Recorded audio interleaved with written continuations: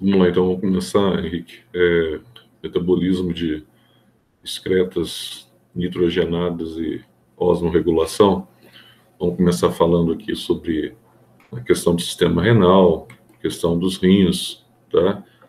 Toda a questão que envolve aí a excreção, que também é um assunto muito pertinente para vocês aí, em se tratando de escala, tá?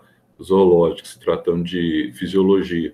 Então, o sistema excretório é extremamente importante em todos os setores, não só por se tratar da excreção humana, mas por se tratar da excreção de uma forma geral, tá? Como a gente já viu no semestre passado, a gente vai fazer uma acolhida boa sobre essa questão aqui de excreção, excretas nitrogenadas, tá? Osmorregulação. A gente vai fazer um apanhado bom para a gente ter condições aí boas para a prova da Unifems.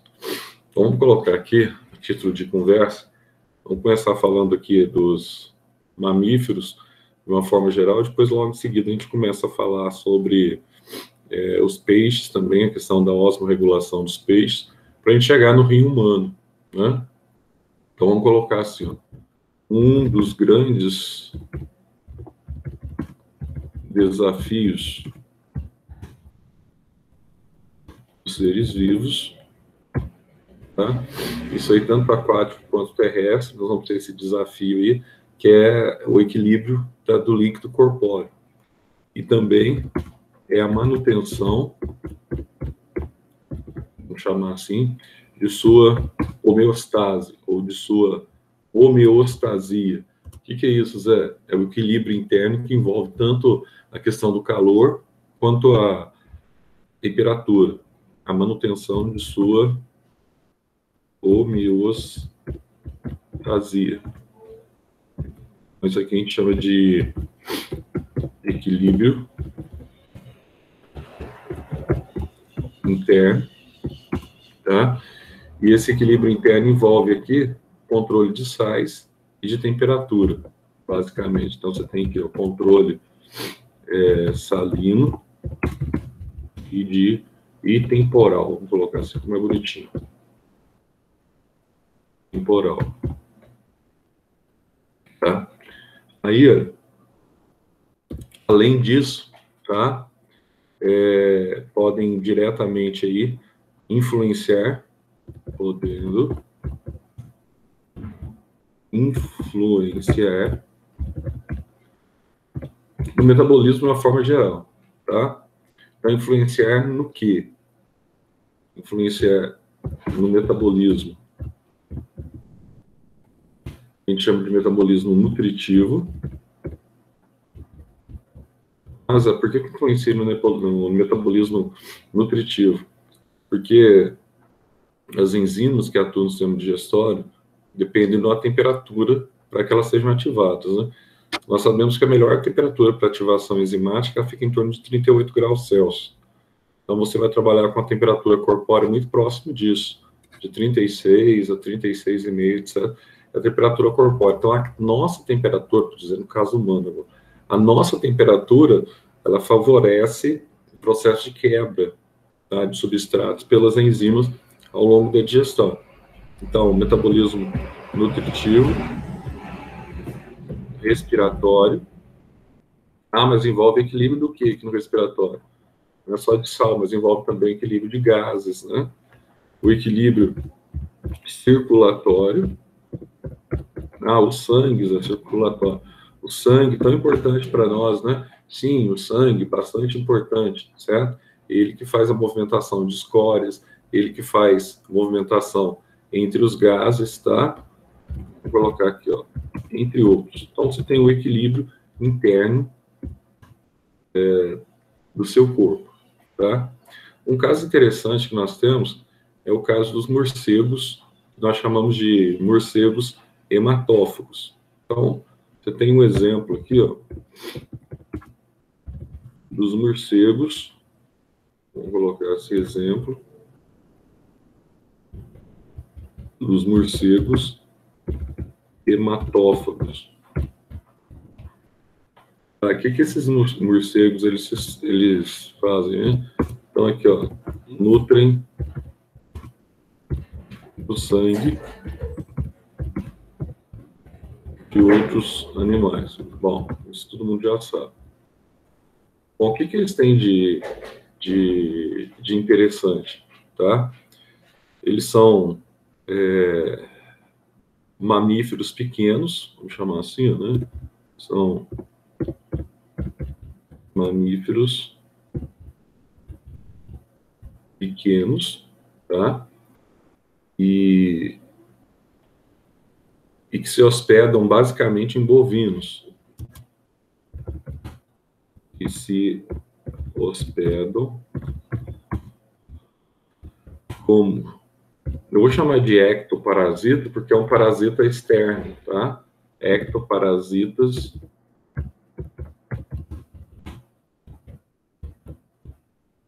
de bovinos, tá? Então, você tem aqui parasitas de bovino. Então, o que acontece? O morcego, ele vai perfurar, então, uma veia, vai ingerir sangue, tá? Que é essencial para a sua nutrição. Só que o que acontece? Com um período curto de tempo para se alimentar, ele quer, então, alimentar-se de um outro animal, tá? Aí você vai notar um detalhe no morcego, tá? Que ele elimina a água rapidamente, porque ele ingere grande quantidade de sangue. Então, ó, ele tem que elimina água rapidamente, pois ingere grande quantidade de sangue.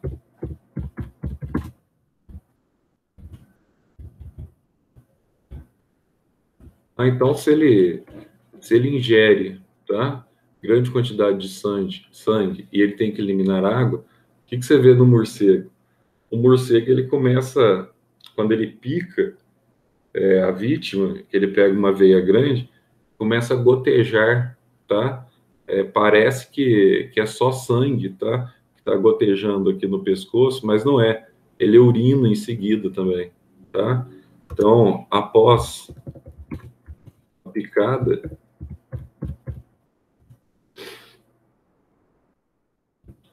há uma espécie de gotejamento na artéria ou na veia atingida. Então, se você tem uma espécie de gotejamento nessa veia atingida, tá? Que não é somente sangue, mas também a urina. Que não é somente sangue, mas também urina liberada pelo morcego. Então, veja, então, nesse processo então, que ele tem de osmorregulação, como ele tem pouco tempo para se alimentar das vítimas, tá? Antes que a vítima acorde, o boi está lá à noite, dormindo, etc. Tal. Então, para diminuir o que a gente chama de volemia, o volume de sangue, ele tem que aproveitar o máximo possível o valor nutritivo do sangue que ele está ali ingerindo, tá? Então, dentro dessa perspectiva, ele tem que eliminar a água rapidamente para que ele possa alimentar-se de uma nova vítima. Então, como é que ele faz isso? Ele faz isso através de uma associação direta com o sistema excretor. Então, a partir dessa associação direta com o sistema excretor, isso permite que o morcego ele tenha essa condição, tá? A partir da excreção, você vai ter essa condição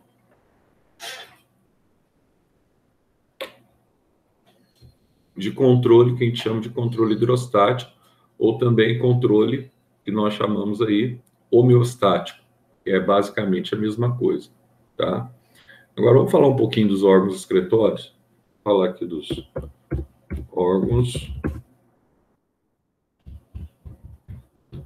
excretórios, tá? E como que eles atuam aí controlando o fluido que está no tecido e tem que ser eliminado, tá? Os órgãos excretórios e o controle do fluido nos tecidos. Deixa eu perguntar, Maria Fernanda, que parece que eu tenho notícia. Maria Fernanda, você tem alguma notícia da Marcela? Desistiu? O que aconteceu? Deu zebra por causa do namorado? Aconteceu algum problema? Você tem alguma notícia? Marcela sumiu já, acho que há 2 semanas.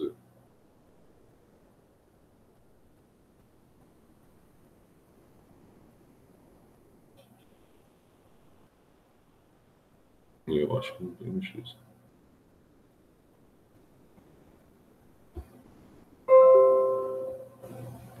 Então, vamos colocar aqui, ó. Então, você tem aqui os órgãos excretores, tá? E os órgãos aí que atuam no controle do fluido, né? Do corpo. Então, o que é esse sistema aí? Então, olha só. Basicamente, nós vamos ter aqui aquele processo de transaminação em glicogênios, tá? Para que funciona esse sistema, basicamente? Então, olha, finalidade. Vamos colocar assim para ficar bonitinho, tá? Finalidade é eliminar os produtos finais, a eliminação dos produtos finais do metabolismo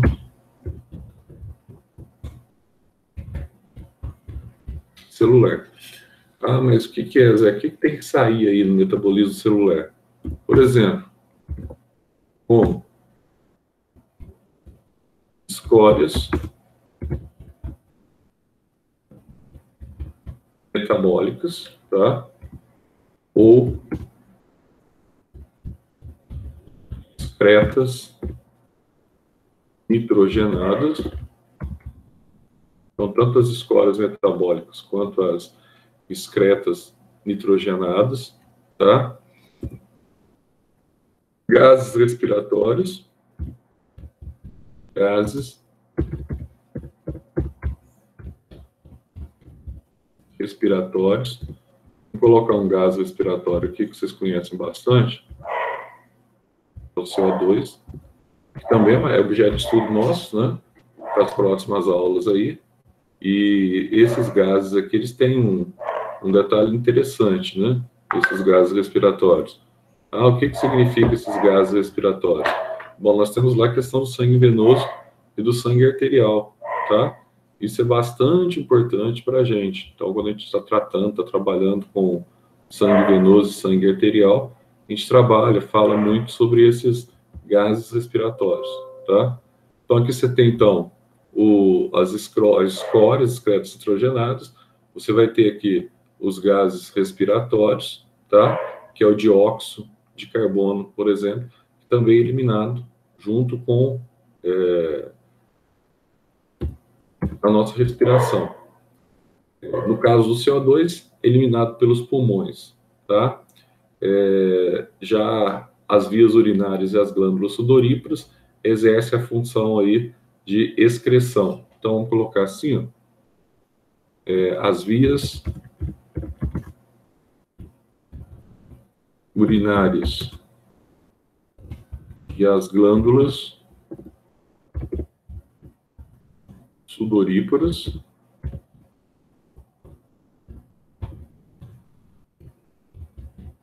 exercem a função básica que nós chamamos de função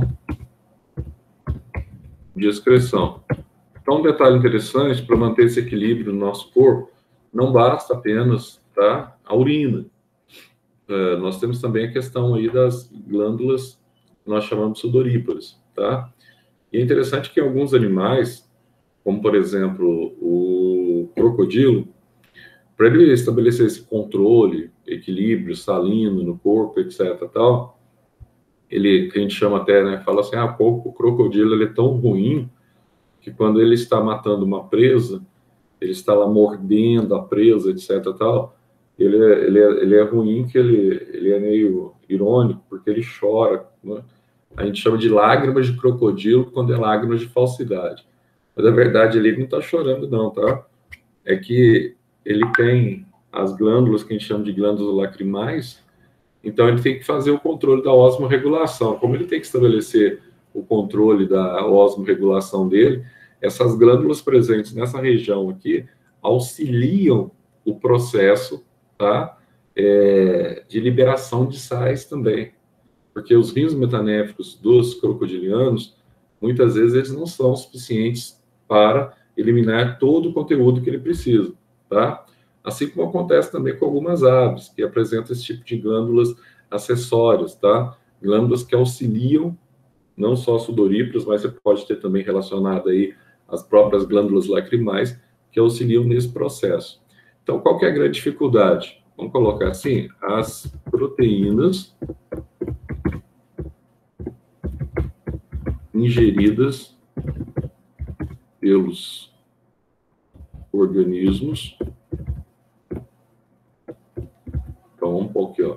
Ingerida pelos organismos, tá? São digeridas, liberando aminoácidos. Mas aí nós temos um problema, tá? Aí nós temos um probleminha. Mas antes disso, tá? Que são assimilados no intestino, esses aminoácidos, né?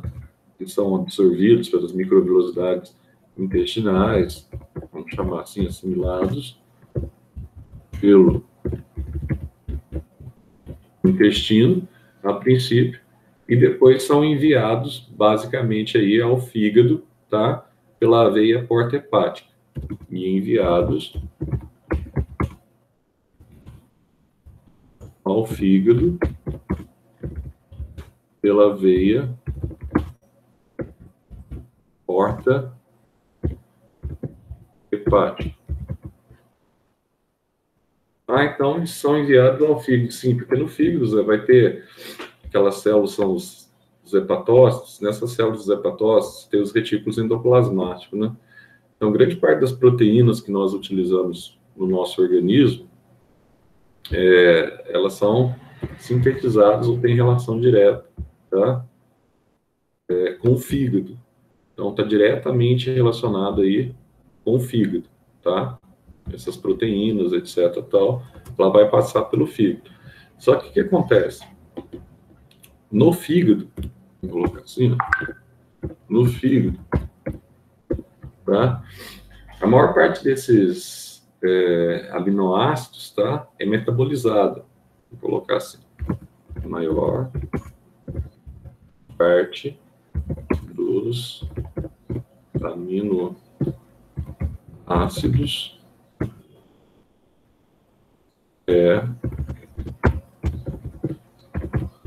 metabolizado. Então, ali ela vai sofrer um processo de transformação, tá?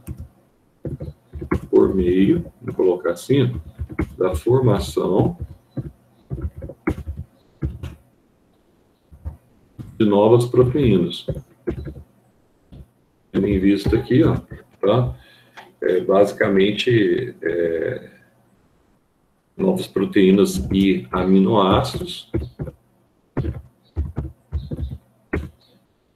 Basicamente, através aqui, ó, do retículo, tá? Através dos ribossomos, vamos colocar assim, a partir dos ribossomos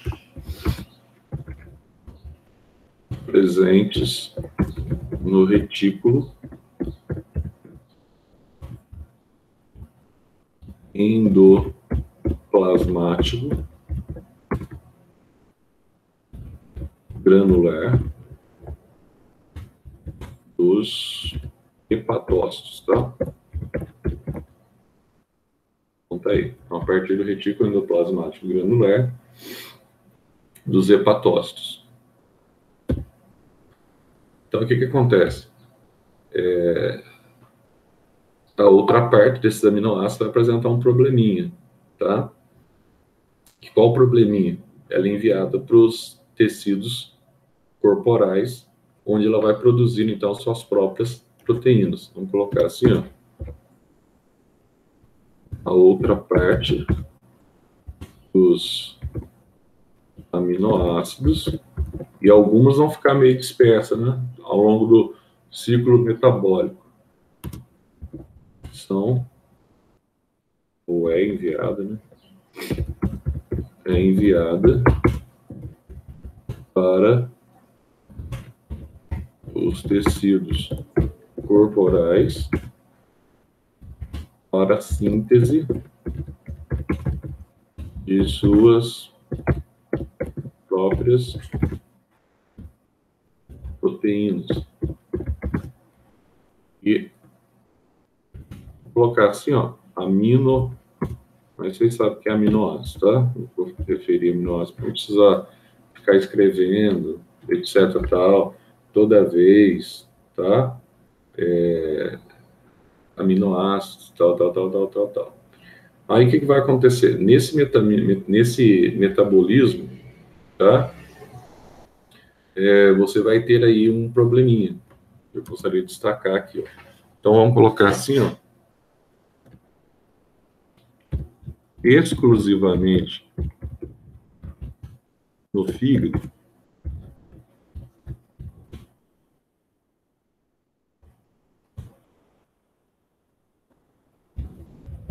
ocorrem dois processos essenciais. Quais seriam esses dois processos essenciais no fígado? Então, nós sabemos que no fígado você tem um processo de transaminação. Guarda esse nome, tá? Para unifenas. E como você tem esse processo de transaminação, e esse nome é bastante importante para unifenas, tá? Então, olha só um detalhe aqui. Transaminação está relacionada ao que, Zé? Está relacionada à formação, tá? Basicamente aqui, de novos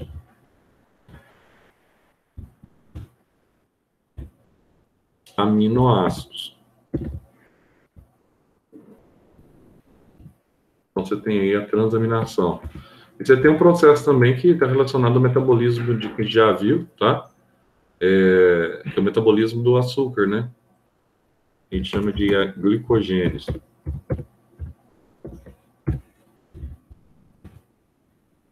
Então, a glicogênese é diretamente relacionado ao metabolismo dos carboidratos. Ô, Jorge, você está com o microfone aberto aí, meu cara?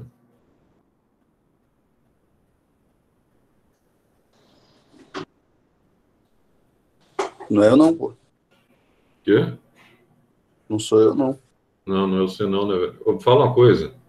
O que aconteceu com a Marcela? Você está sabendo alguma coisa? Não? Vai não, sabendo que ela tava pra praia. Então ela vai ficar 3 semanas na praia, então, né, meu?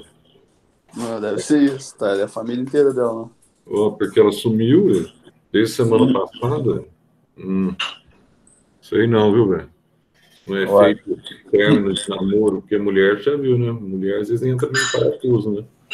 Esse negócio de terminar namoro, etc. Tal, né? Porque geralmente ela fica preocupada quando acontece isso, neoglicogênese. Normalmente fica preocupado quando acontece isso, quando termina, né? Então, mas ela é meio doidinha, vai que ela... Isso aí não. Cabeça pira. Porque se ela estivesse na praia assim, eu tava comentando alguma coisa de lá também. Você tá na praia, não tem problema, dá pra você assistir aula, pô, não tem nada a ver com outra. Mas eu vi uns stories dela. Ela tava lá na praia até então. Então ele deve ter entregado já o negócio. Fazer a prova, vou descansar a cabeça, então deve ser por aí. Mas esse tipo de história aí, você é pra cutucar o namorado, velho. Você já não sacou esse negócio? Isso aí é só para falar pro cara, assim, tipo aquela coisa assim. Estou muito bem aqui, tá vendo? Tá? Bom, mas vamos lá, né? Tomara que esteja bem mesmo, tá? Vamos torcer para isso. Então, olha só, nesse processo, Olha o que acontece aqui, ó, tá? O aminoácido reage com uma cetona, tá? O aminoácido reage com uma cetona. Então, como ela reage, então, com uma cetona, etc, tal, tá? Ele vai originar, então, um aminoácido natural. Então, originando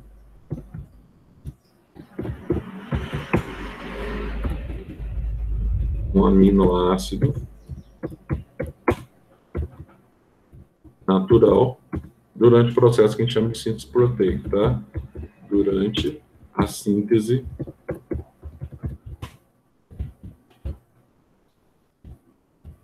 proteica. Então, durante a síntese proteica, nós vamos ter essa condição, né, Zé? Sim, nós vamos ter esse processo, nós vamos ter essa condição. Acontece que, nesse processo aí que você tem, tá? Que a gente chama de desanimação, o que acontece muitas vezes? Ou transaminação, você vai ter a retirada, muitas vezes, tá? Do grupo amina dos aminoácidos. Então, os aminoácidos, muitas vezes, acabam perdendo esse grupo amina, que é o que a gente está falando na química orgânica, que é o NH2, tá? E esse grupo amina, que é retirado dos aminoácidos, durante esse processo, vou colocar assim, ó, forma amônio. Durante esse processo, alguns aminoácidos perdem o grupo amina, tá? Eles vão perder esse grupo amina, que é representado aqui pelo, assim, NH2, que é o grupo amino, tá? Aí, como ele perde esse grupo amina, que precipita formando amônia livre no líquido sanguíneo. Fica livre no líquido sanguíneo. Aí você tem aquele problema que nós já falamos para vocês, tá? A amônia, ela é altamente tóxica e deve ser eliminada, tá? Do organismo. Então, olha só, a amônia é altamente tóxica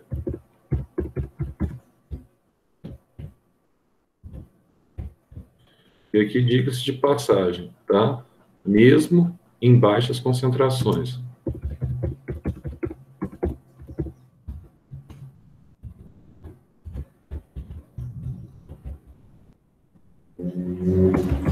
E deve ser eliminada, vamos colocar assim, do organismo.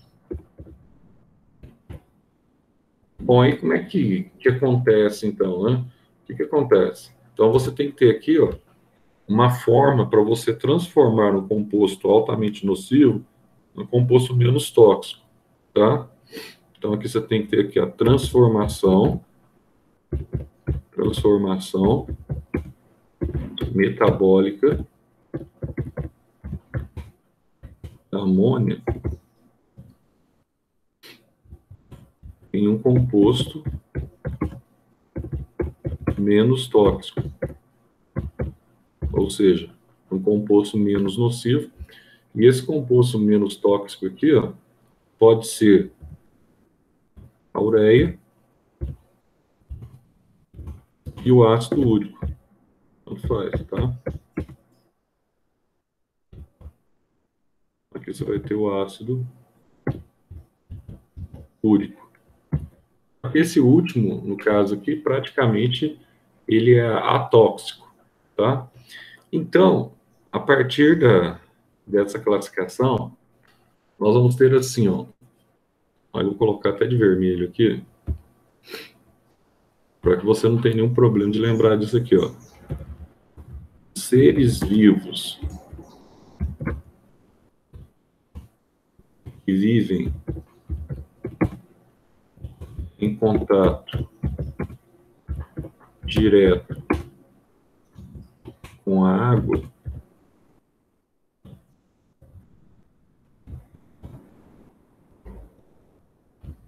excretam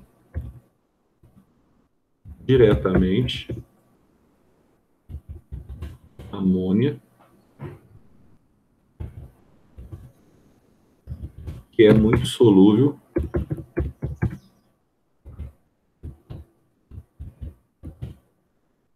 em água. Tá? Então, sendo conhecidos, vamos colocar sendo conhecidos como amonotélicos. Agora, no nosso caso, nós não excretamos amônia, né? A gente excreta ureia, a nossa urina, tá? Já os que excretam, vamos colocar assim, ó, já os que excretam ureia são conhecidos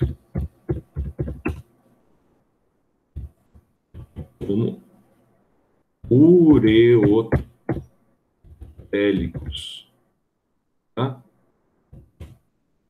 E os que excretam, que é o caso das aves, por exemplo, os répteis, né, vai excretar ácido úrico. Os que excretam ácido úrico são os uricotélicos. Tá? Então, nós temos aí, basicamente, a classificação dos seres vivos, tá? Em função desses compostos que nós temos aí no sangue. Aí, para mencionar essa questão aí também, para ficar bem claro, para não ter problema com relação à prova, e já caiu, né, algumas vezes, inclusive, a questão da osmorregulação. Regulação, tá? Dos peixes.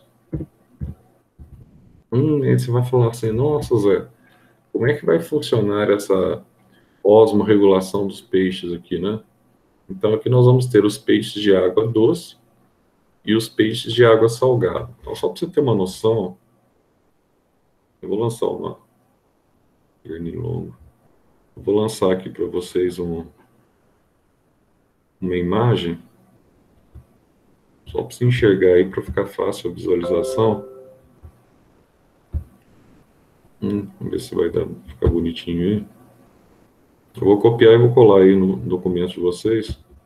Acho que vai dar certo, tranquilo.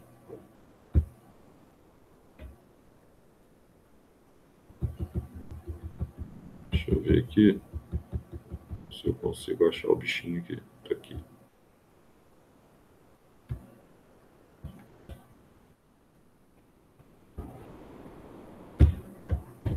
Jogando Paint no print.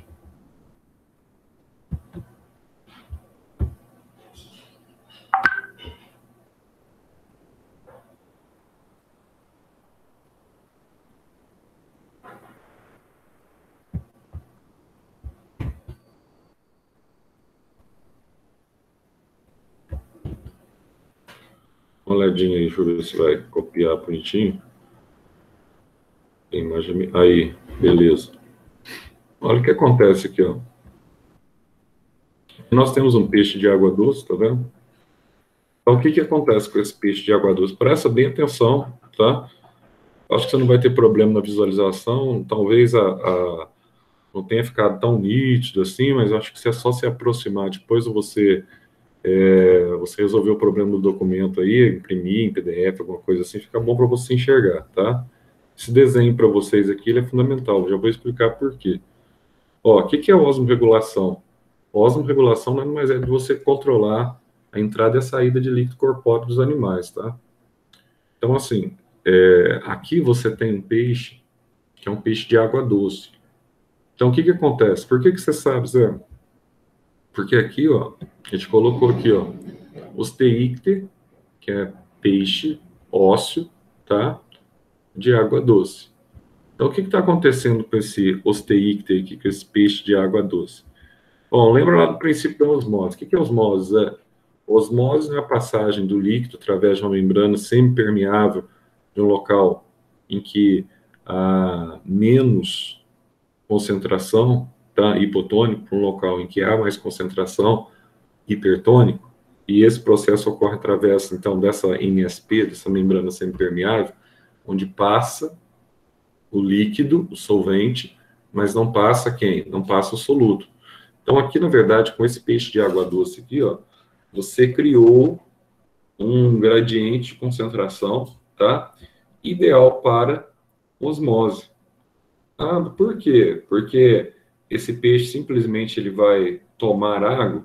Não, a questão da boca, ele pode permitir essa entrada de água aqui naturalmente pela boca. Por quê?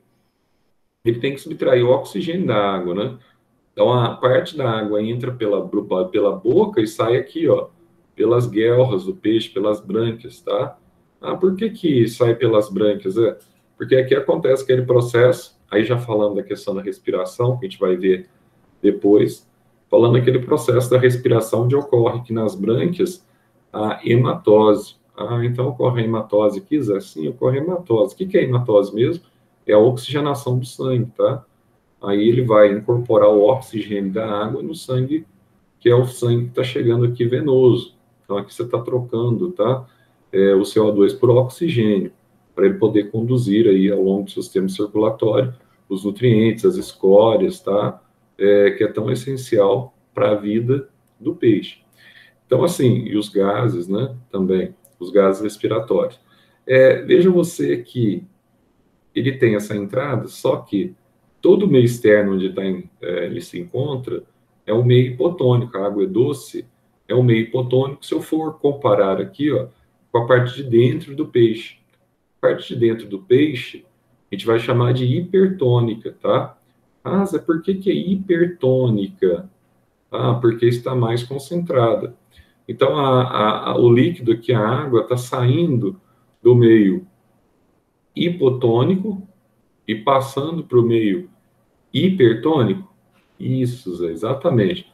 Então, sai do meio hipo e passa para o meio hiper. Ah, beleza, Zé. Então, se está acontecendo essa migração do meio hipo para o meio hiper, então o que vai acontecer com o nosso peixe aqui, ó? Então, independente dessa água que está entrando pela boca, que está saindo pela brânquia, grande parte dela aqui, ou pelas brânquias, o que está acontecendo com o nosso peixe?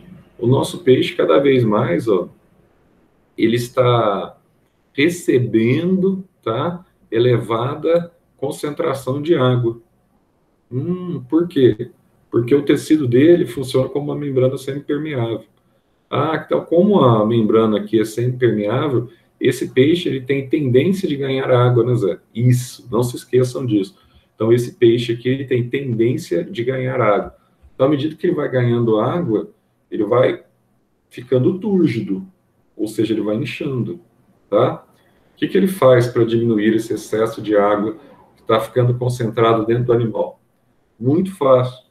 Para diminuir o excesso de água que está presente no interior do animal, ele acelera o processo de micção, ou seja, do ato de urinar, tá? Então, como ele está recebendo muita água, ele começa a produzir muita urina. É como se você estivesse bebendo muita água, você começa a urinar demais, tá?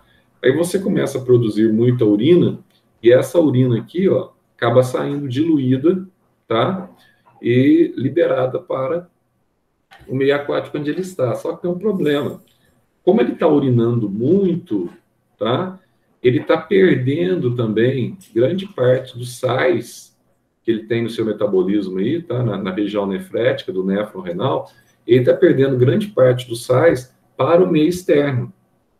Como ele está perdendo grande parte dos sais para o meio externo, então o que acontece? Você vai ter aqui uma queda de sais. E ele precisa desses sais para manter a sua homeostase, para manter o seu metabolismo. Então, como é que ele vai estabelecer esse equilíbrio de sais? Como é que ele vai estabelecer esse equilíbrio salino? Tá? Como é que ele vai estabelecer isso aí? Então, vai ser fácil. O que ele faz, então? Como ele está perdendo muitos sais, ele começa, tá, a permitir a entrada de água aqui pela boca. Como ele está permitindo a entrada de água pela boca, o que está acontecendo? Tá?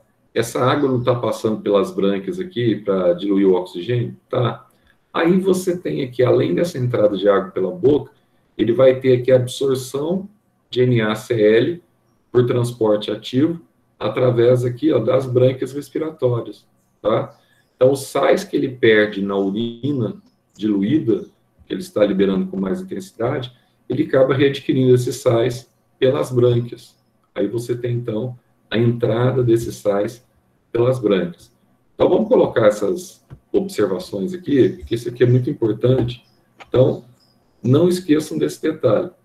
A perda natural de sais, tá, pelo processo urinário nos peixes de água doce, ela é compensada pelas brânquias, que conseguem, então, por transporte ativo, absorver os íons NaCl da própria água, tá? Então, nesse caso aqui, a função renal desses peixes, tá? É altamente relevante, porque se não fosse essa função, esse peixe ele ia explodir na água, tanto de receber água, tá? Então, ela é altamente relevante. Vamos colocar assim, ó, em peixes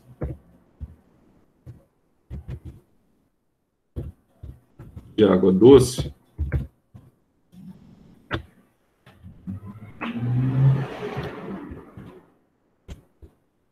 o meio externo é hipotônico,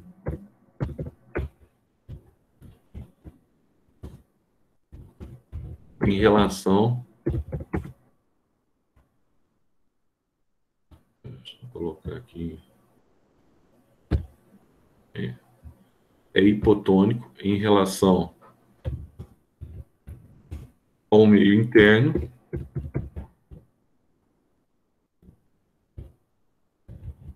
e é hipertônico, tá? Assim, a água penetra por toda a extensão,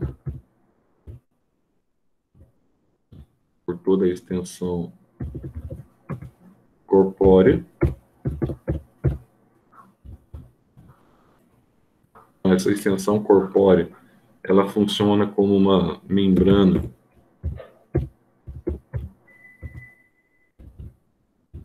semipermeável.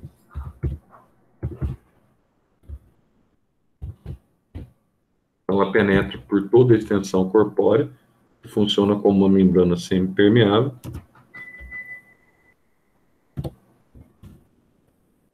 Aumentando a turgidez ou inchaço do animal. Então, vai aumentar, então o animal começa a ficar túrgido, o animal começa a ficar, então, inchado, certo? Então, ele fica cheio de água, aumentando a turgidez do animal. Então, vamos colocar assim, ó, para evitar a hemólise de suas células,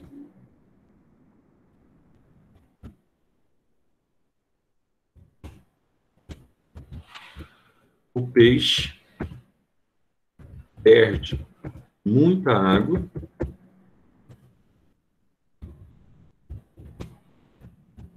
através, vou colocar assim, de uma urina diluída, tá?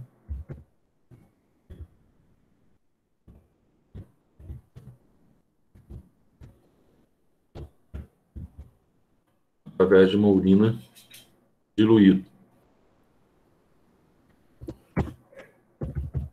Perdendo, com isso, muitos sais.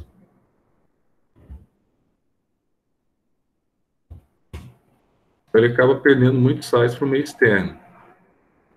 Aí, o que vai acontecer? Como ele está perdendo, passar um caminhão, como ele está perdendo muitos sais, como é que ele faz essa reposição de sais, tá? Então, ó, a reposição de sais perdidos é realizado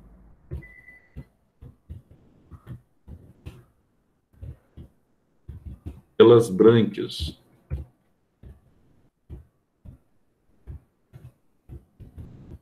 através do transporte ativo. Ô, Renato, vai com esse carro aí, passa lá. É lá. O quê? Então, passa lá já e vê com ele lá um horário. Não, não, já não, depois que você sair da escola. É lá na Rua Alterosa, viu? Perto do posto lá, encostado no posto. Falei, Zé, você que manda. Já não. E aí, meu cara?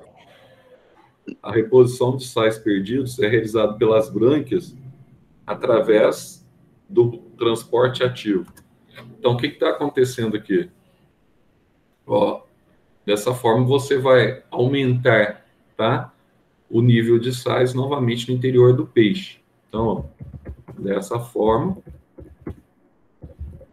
ocorre um aumento no nível de sais no metabolismo dos peixes.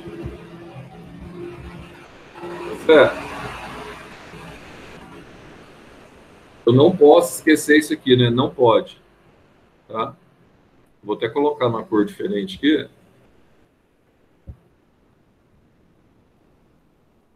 Para que vocês se lembrem que é bastante importante isso aqui, tá? Aí você pode perguntar também assim, mas e a questão do tubarão, por exemplo, que é um peixe de água doce? Então, não esqueça essa expressãozinha que está em cima aqui na seta, ó. Todo peixe de água doce, ele tem tendência de ganhar água para o meio externo. Não esqueçam disso, tá? Ah, mas e peixe de água salgada, Zé? O que acontece? Peixe de água salgada é o contrário. Então, ele tem tendência do quê? Ele tem tendência de perder água para o meio externo. Vamos colocar, acho que vai dar para colocar aqui, deixa eu ver. Aqui já vai mudar para outra página, né?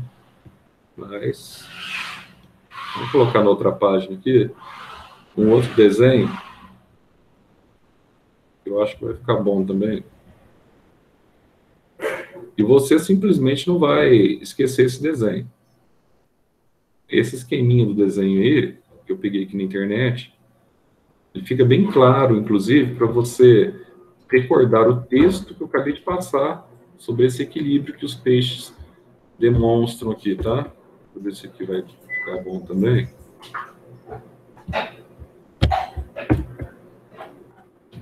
Deu um zebrinho.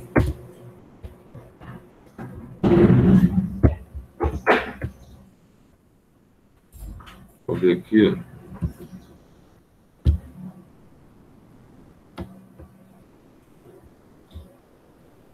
Pegar um peixe marinho aqui agora.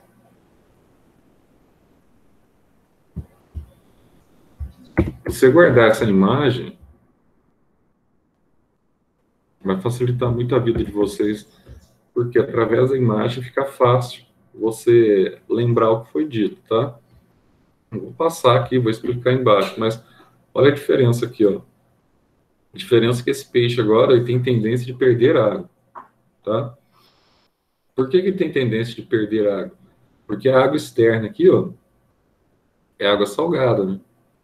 Ah, então, Zé, ele vai ter que perder água, né? Vai ter que perder água, tá? Porque o meio interno dele é hipotônico agora, é menos concentrado do que o meio externo, que é hipertônico. Então a tendência nesse caso é que a água saia por osmose, exatamente. Se o peixe não tivesse nenhum mecanismo aqui de osmorregulação e essa água estivesse saindo incessantemente por osmose, esse peixe ele ia desidratar até morrer. Então, ó, o peixe de água doce, que é o Osteícteo, tá? De água doce, ele incharia se não tivesse a osmorregulação até explodir, tá? Ia ficando cheio, túrgido, inchado, etc, tal, até explodir com o excesso de água que ele está recebendo pelo tegumento.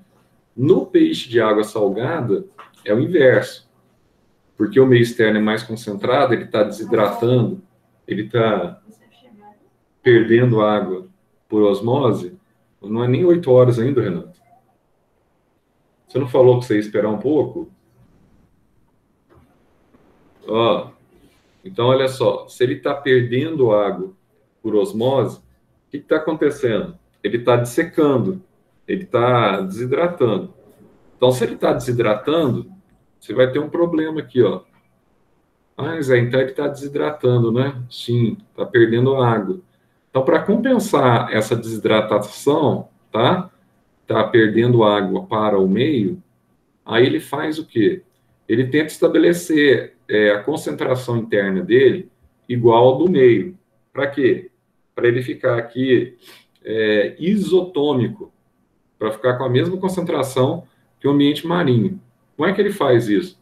Bom, ele usa, então, um subterfúgio muito simples. Se nos peixes de água doce, a água que entra, basicamente, ela tem muito mais função respiratória do que por qualquer outra coisa, aqui, além dela ter função respiratória, tá? Ela entra e sai pelas brânquias, ela tem função também de reposição, tá? Basicamente de sais. Por quê? Essa água que a gente está tendo aqui, ó, é água salgada. Aí, o que o peixe faz para ficar com concentração igual do meio externo? Ele toma água salgada. Quando ele toma água salgada, a concentração dele de sais aqui interna aumenta. Mas só que tem um problema. Ele fica com excesso de sais, tá? Internamente. Aí, o que acontece com a urina dele? Em vez da urina dele ficar muito diluída, como acontece com o outro lá que tinha recebido muita água por osmose, a urina desse aqui fica mais concentrada, tá? E um dos compostos aqui, ó, que você vai ter aqui no glomérulo, que vai ser responsável pela absorção dessa urina, é esse sal aqui, principalmente esse sal que é absorvido da água do mar, tá? Esse sal que é absorvido da água do mar é o sulfato de magnésio. Então o que acontece?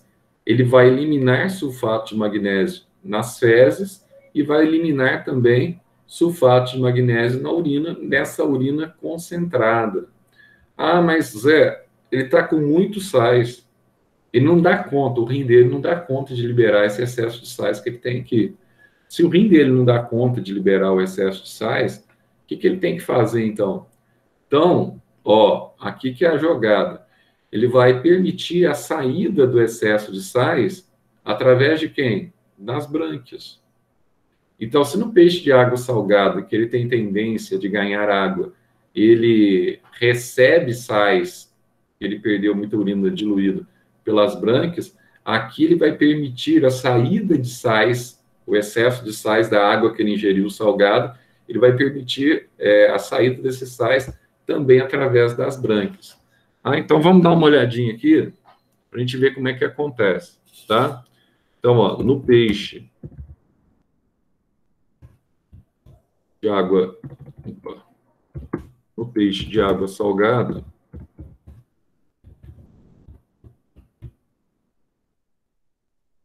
aí você tem o inverso, ó, o meio externo,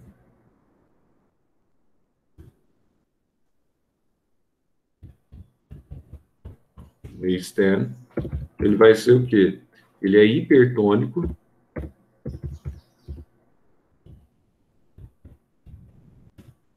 em relação ao meio interno. E esse meio interno já é o quê? Hipotônico. tá? Então, o que vai acontecer aqui? A tendência é o peixe perder água para o meio externo através da osmose. Então, vamos colocar assim, a tendência é o peixe perder água para o meio externo por osmose. Então, se ele está perdendo água por osmose, tendência é que haja desidratação, desidratando-se. Ele vai desidratando, ele está perdendo água, etc. Tal, por osmose, então, paulatinamente, ele vai desidratando. Ah, Zé, mas então, se ele está desidratando, para compensar esse processo, o que ele vai fazer, né? Então, aqui, ó, vamos colocar assim, ó. Primeiro, o excesso de sais é eliminado em partes, ou em parte. Esse, na forma do sal que a gente tem aqui, que é o sulfato de magnésio. Caramba. Na forma de sulfato de magnésio, tá? Que é o sal, está eliminado em parte, na forma de sulfato de magnésio, através da urina e das fezes do animal, tá? Então, tanto pelas fezes quanto pela urina, você vai ter, então, a eliminação desses sais. Agora, só que essa eliminação não é suficiente, né? Você vai ter uma urina muito concentrada, etc. Tal, não é suficiente para você estabelecer essa osmorregulação, tá? Então, somente os rins não são plenamente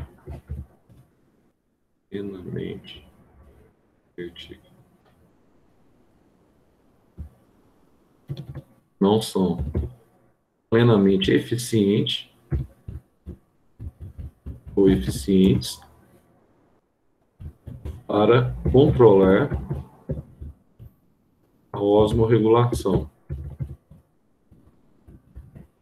Então, Zé, se ele não é plenamente suficiente para controlar a osmorregulação, o que ele tem que fazer, então? Aí ele tem que utilizar as brânquias, tá? Então, ó, nesse caso,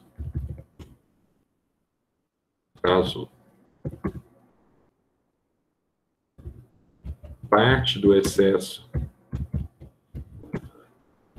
de sais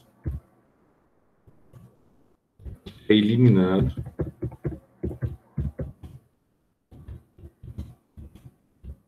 para o meio externo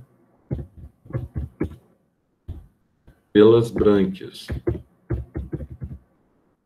Então, ele utiliza as brânquias com esse objetivo de eliminar o excesso de sais, tendo em vista que ele tem aqui, ó, pouca urina, tá? Para ser eliminado para o meio externo. Então isso aqui fica fácil agora. Fica fácil, mas antes disso, a gente tem que entender, então, um detalhe. Como é que funciona, então, nos mamíferos agora, Zé? Como é que funciona esse processo aqui, tá? De reversão vamos colocar aqui, ó, osmorregulação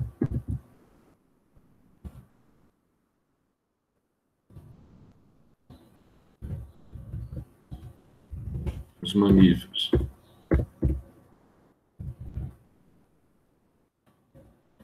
Como é que vai funcionar esse processo aqui nos mamíferos? Só para a gente ter uma noção do que está acontecendo. Deixa eu ver se isso aqui vai ser difícil caber aqui, viu? Deixa eu ver se vai caber. Eu tenho um ciclo meio grande. Eu acho que vai caber. Vou colocar o ciclo aqui para a gente falar sobre ele. É o ciclo que envolve alguns aminoácidos, tá?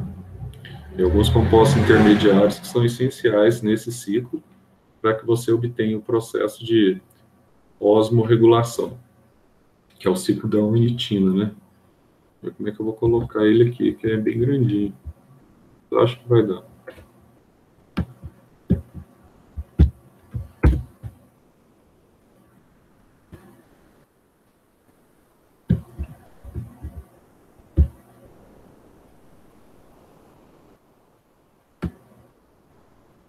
Deixa eu ver aqui.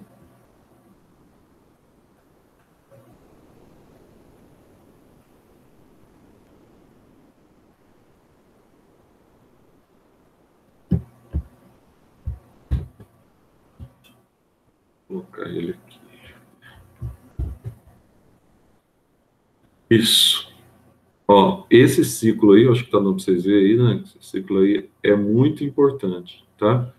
Isso aqui é a conversão aqui dos aminoácidos, passando por estágios intermediários, até formar a ureia, tá? Esse ciclo aqui é o ciclo que a gente chama de ureogênese ou ciclo da ornitina. Bom, o que está acontecendo nesse processo da ureogênese ou do ciclo da ornitina? Primeiro, você tem aqui alguns aminoácidos que são liberados. Então, aqui você vai ter uma reação, tá? Uma reação inicial. Você vai ter a reação entre o CO2 e amônio. Então, a partir dessa reação aqui, ó, entre o CO2 e amônio, olha o que você vai obter aqui, ó. Você vai obter o composto, né, que a gente chama aqui, ó, de ureia. CONH2.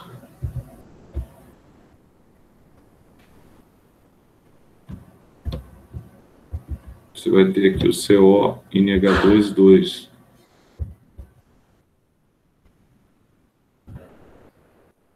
Você tem a ureia, tá? Ah, mas como é que acontece? Então, para que acontece isso?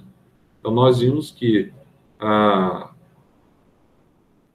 transformação, vamos chamar assim, ó, a transformação amônio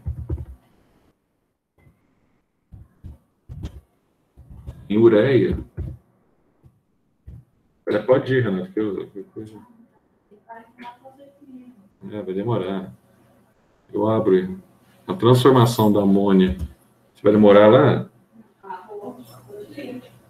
Então, ela é reunião?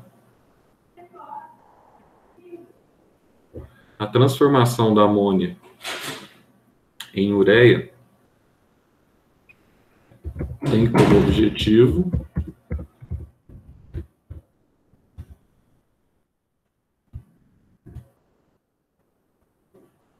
a redução da toxidez da amônia.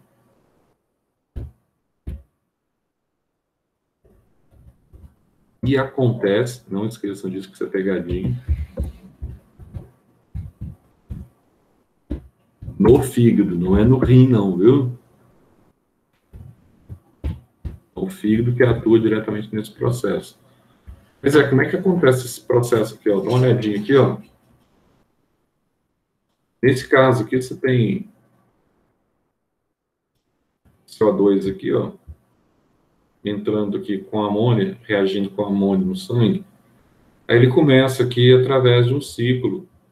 A gente chama todo esse ciclo aqui, ó, é o ciclo da ornitina. O que acontece nesse ciclo, Zé? Então, nesse ciclo, você vai ter aqui a formação de alguns aminoácidos, tá? Basicamente, alguns aminoácidos intermediários. E esses aminoácidos intermediários, eles têm qual que é a prerrogativa deles fundamentais? É formar no final do ciclo o que nós chamamos de ureia, tá? Então, aqui, ó, no final do ciclo, você vai ter, então, a formação da ureia. Então, olha só o que acontece. Você tem, por exemplo, a citrulina reagindo aqui com a água, aqui entrando o ácido aspargico e amônio, tá? Formando a arginina e liberando água. Aí, através da enzima arginase, você vai ter a síntese de ureia, tá? Ou você vai ter aqui, em via cíclica, a formação de uma nova ornitina, tá? Vamos dar uma olhadinha aqui desse ciclo que acontece nos hepatócitos. Vamos colocar aqui alguns detalhes, ó. Vou colocar assim, quer ver? Então, para a gente caminhando para o final dessa aula já.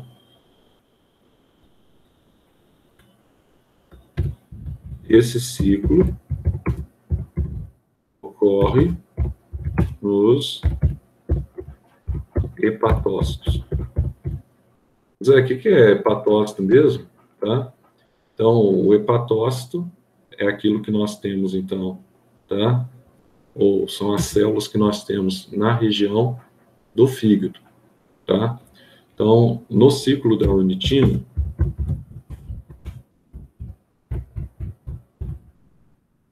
o que está acontecendo, Zé? A amônia reage com a ornitina. Então, a amônia reage com a ornitina. E dicas de passagem, quando você pega a ornitina, essa ornitina é um aminoácido extremamente raro, tá? Que é um aminoácido raro, tá? Vou chamar de aminoácido raro, para ficar bem claro. E então, a amônia reage com a ornitina e com uma molécula de CO2. Então, está ocorrendo aqui a reação entre o aminoácido ornitina e a molécula de CO2. Sim, com isso acontece o quê? Tá? Então, olha só, ocorrendo, você vai ver isso no ciclo, a formação de quem, Zé? De água. E o outro, tá? Aminoácido que é produzido é a citrulina, tá? De água e de citrulina. A citrulina é o outro aminoácido que a gente vai chamar aqui de aminoácido raro, tá? É a citrulina. Aí o que vai acontecer aqui, Zé? Aí vai acontecer o seguinte. Então, essa citrulina reage, então, com o ácido aspargico. A gente vê no ciclo aí, ó. A citrulina. Aspargato ou ácido aspargico, tá? A mesma coisa. Reage com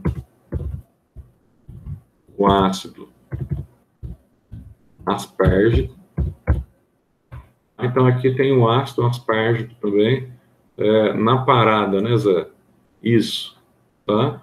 Você pode chamar ele tanto de ácido aspargico como ácido aspartico, tanto faz, tá? E outra molécula de amônio.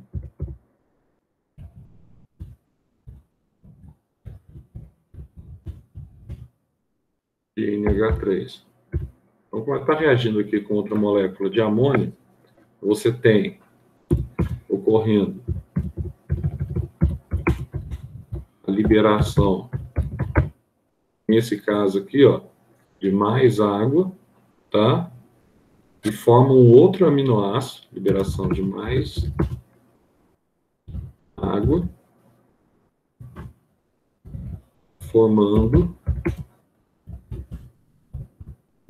um outro aminoácido, que é a arginina, né? Que é a arginina, que é o outro aminoácido. O que sofre a ação da enzima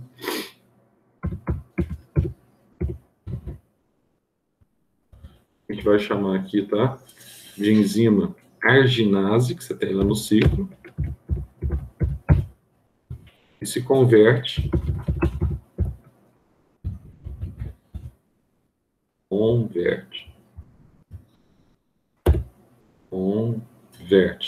tá? É isso mesmo. E se converte em uma molécula de ureia e de ornitina.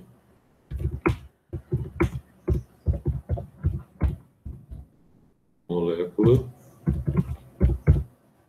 de ureia e ornitina, tá? Aí vai acontecer o que, Zé? Essa ornitina é restaurada, ó, a ornitina é restaurada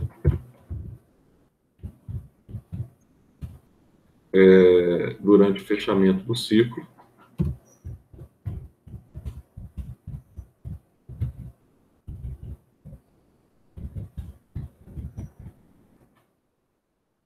O ciclo, tá? O que está marcando errado aqui?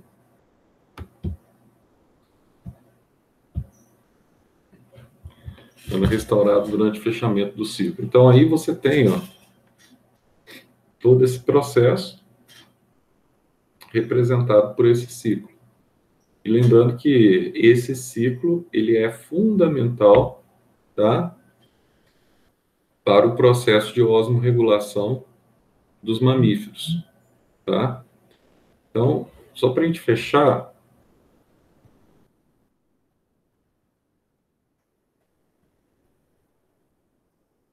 essa primeira parte, antes de entrar no rim e na estrutura renal, tá?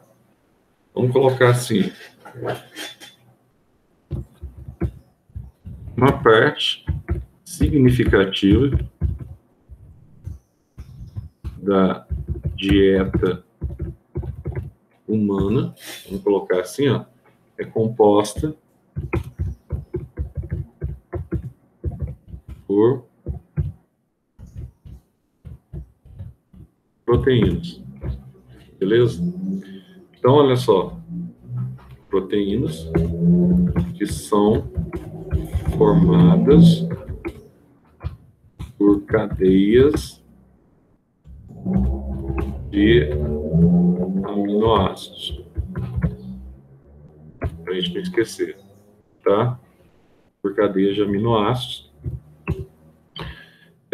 utilizadas pelas células humanas para formar os componentes plásticos que nós chamamos de morfoplasma.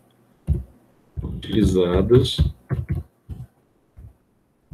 pelas células humanas para a formação dos componentes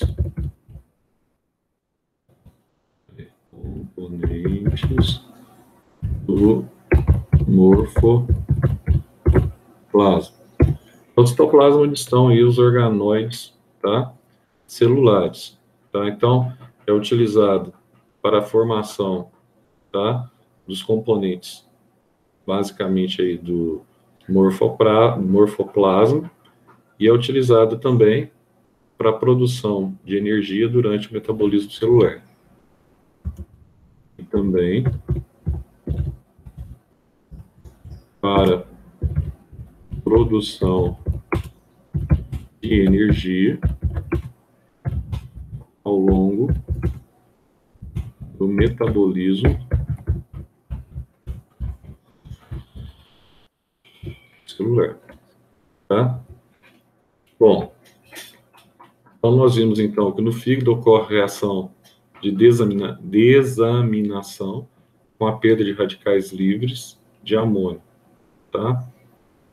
Então, no fígado, vamos só colocar isso aqui, a gente fixar bem esse conteúdo. ocorre a desanimação, aminação, desaminação,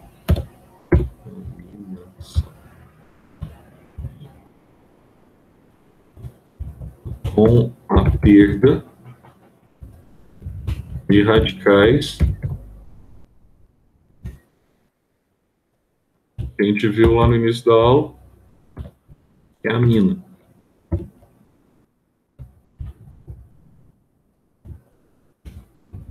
E precipita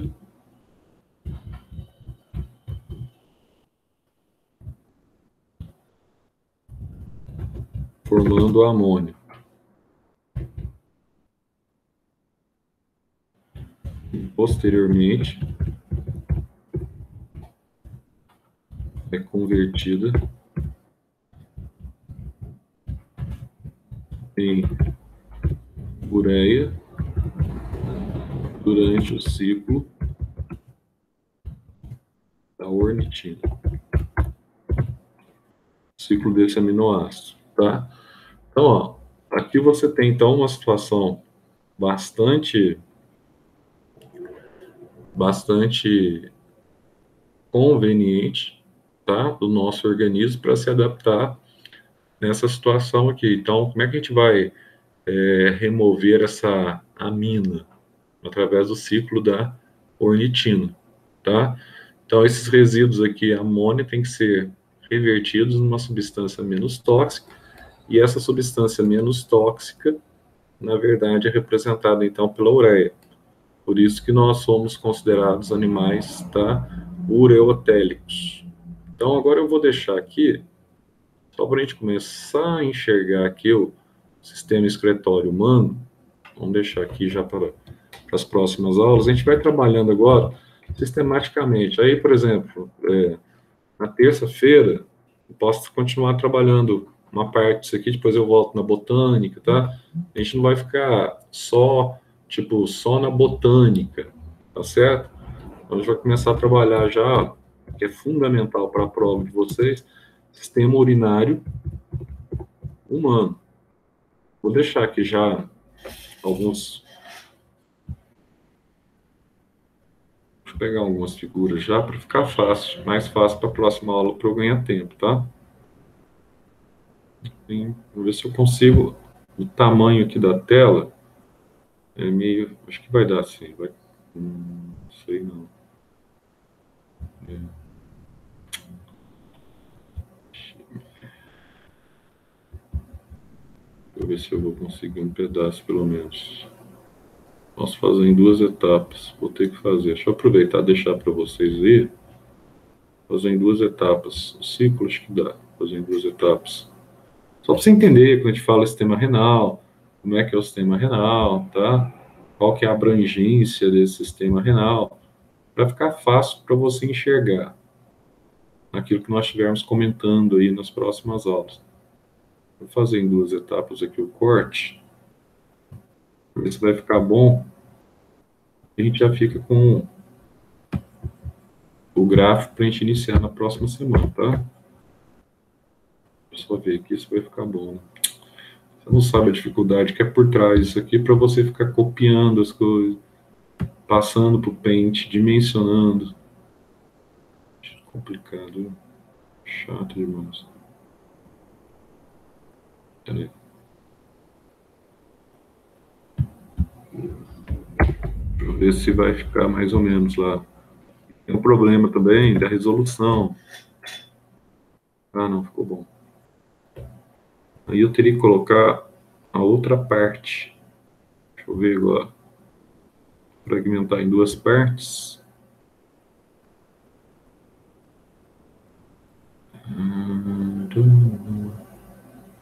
Eu acho que vai dar. Parece que sim, vamos ver.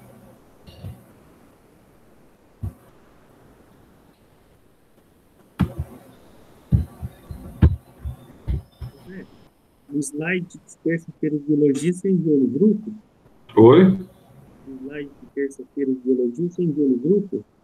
Eu enviei tudo lá. Esse esse documento aqui, ó, terminou a aula, ô, Henrique, eu já enviei direto lá no grupo. Mas parece que o de biologia não estava lá, o de química estava, mas parece que eu não achei o de biologia, que eu queria imprimir por causa das imagens. Você fala de grupos vegetais? É o que você deu Aquele terça-feira. a última aula lá sobre grupos vegetais, né?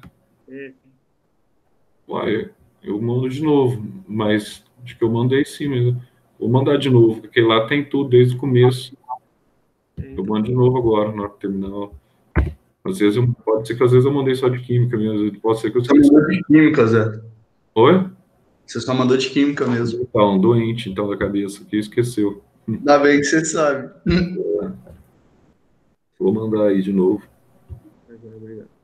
Peraí, deixa eu colocar aqui, ó. Vou colocar a outra folha aqui. Acho que tem que ser assim, ó. Tá vendo que aqui não dá para eu reparti o desenho, que é muito grande para eu printar. Mas aí na próxima aula, a gente vai falar sobre tudo isso aqui, viu? Falar sobre como é que funciona o néfron. Isso aqui já é jogo aberto. Isso aqui tem uma questão sobre isso na prova, né? Essa parte do sistema renal. Então, a gente está sendo bem conciso mesmo, tá falando sobre coisas mesmo já bem objetivas mesmo, tal, e falando sobre os vegetais, estamos falando sobre os vegetais, sobre a excreção. Então, vamos chamar assim, ó, é no alvo, entende? É no alvo. Deixa eu só salvar aqui e já vou mandar para vocês aí esse aqui. E já vou mandar o outro também, vocês verem se recebe aí, ó, os dois aqui. Eu vou mandar. Vou salvar esse aqui como sistema excretório 1. Bom dia, Marcelinho. O Zé tá te procurando. Cadê você? Sistema excretório. Essa Marcela aí, doida, velho. Sumiu mesmo. Ou às vezes ela passa, que ela não passou em algum lugar, não. Nossa, mas eu fiquei bravo, Zé. Hã? A turma passou numa faculdade de Franca aí. Puta que lá merda. A Franca às vezes consegue entrar mesmo. Não, a turma pagou. Tipo, não teve nem taxa de inscrição. E eu falei, nossa, eu não vi isso aí. Mas foi pelo Enem? Foi o quê? Foi pelo Enem, mas, tipo, conheci gente que tirou menos que eu e entrou lá. Toma banho. É que hoje está tendo muita, não vou dizer facilidade, mas está tendo muita disponibilidade de vaga aí, então é complicado. Não estão conseguindo preencher, entendeu? Vaga de medicina, essas coisas aí, não estão conseguindo preencher. Então, aí fica essa situação meio complicada aí. Então, Vou ver um detalhe aqui. Não sei por que não está.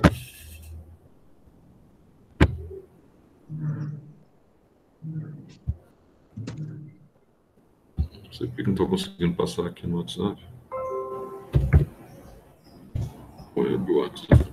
Peraí, deixa eu ver aqui que eu já resolvo esse negócio aí do que está faltando na matéria aí.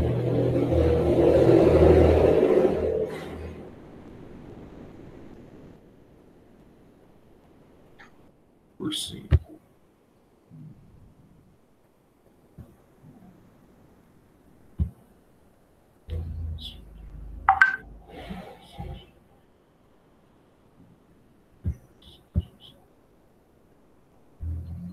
Anexar arquivos. Documento. É aquele da aula passada, que era os principais grupos, se não me engano, de vegetais, né? Já achar aqui, já vou colocar aí para vocês. Principais. Na página total.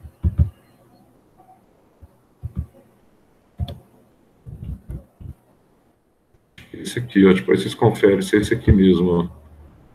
Principais grupos. Acho que é esse aqui, então, que eu esqueci de mandar, ó, vai aparecer para vocês agora. era Priófitas e Pteridófitas que você me mandou. Isso. Então, acho que está dentro desse aqui, dá uma olhada. Acho que está tudo junto aqui, né? Entendeu? Principais grupos aí, ó. E eu mandei Pteridófito como nome do vídeo, né? Aí, Sim. aí eu vou colocar aqui excreção.